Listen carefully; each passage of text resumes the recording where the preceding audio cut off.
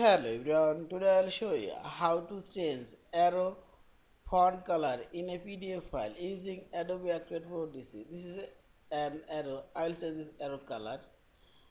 First select this tools option and select this comment option. Now click on this arrow and select. Now click this color option and select border option. Here you can change arrow color and also can change arrow color. Select this gear icon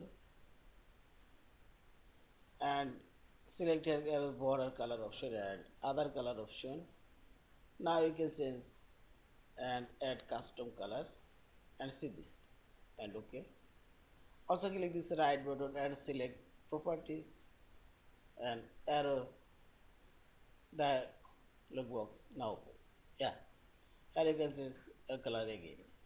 See this and finally select this file option, save or save as a PDF file. Thank you for watching. Please subscribe, like, share and comments.